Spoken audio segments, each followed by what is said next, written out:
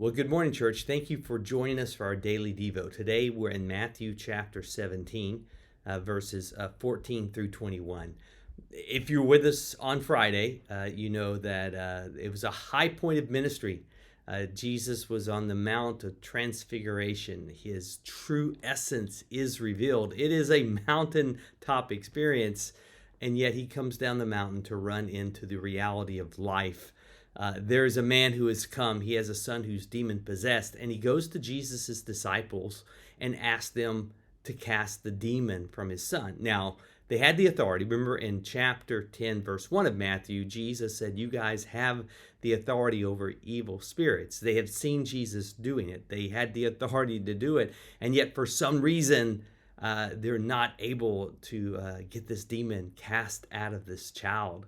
And so as soon as Jesus comes down the mountain with the other three disciples, he's greeted by the man who is still hurting, who still has a need, and he doesn't give up. He goes to Jesus and he asks Jesus to cast out this demon.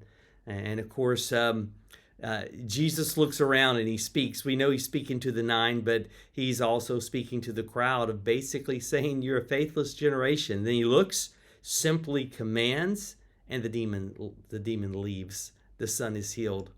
Now, afterwards, of course, I think privately, the disciples come and they ask, why couldn't we do this? And Jesus said, simple, your lack of faith. And he even says, listen, I'm not talking about you need some gargantua faith. He said, if you have enough faith like a seed, like that of a grain of a seed of a mustard seed, you could ask that demon and it would leave. As a matter of fact, he says you could take that mountain and tell it to move. In other words, he's saying that's a little task compared to this big task, but guess what? That little bit of faith would have been effective in either case. Now remember, this is a bigger rebuke because earlier Jesus speaks about a centurion and he sees him and mentions his great faith. A Canaanite woman who, again, he mentions her great faith. And here are the disciples who are living with Jesus, who are being trained by him, and they have such little faith.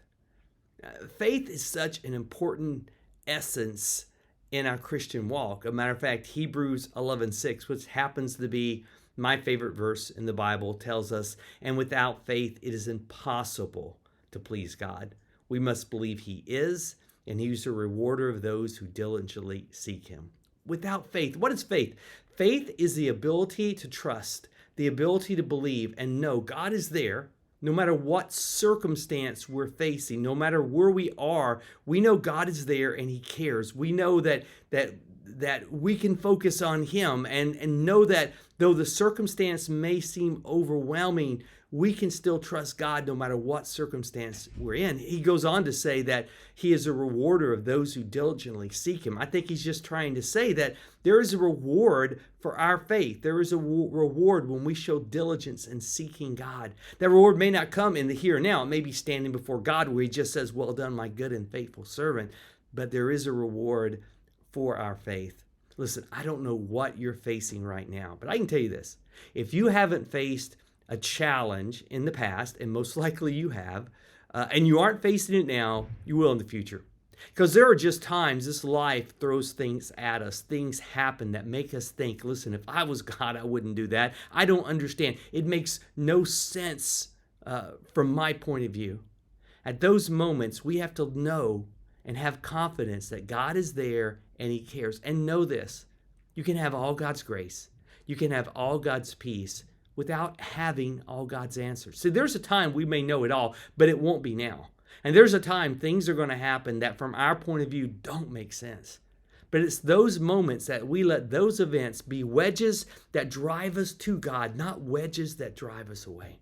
So no matter what you're facing, know God's there, know he cares. Have faith that he is there, that he can work in the circumstance, and you can know as a believer that he can change the circumstance. So we ask him to do that.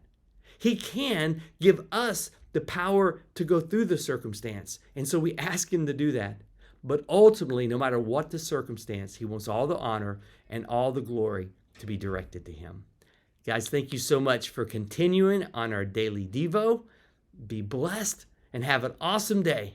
And remember, God is there and he cares.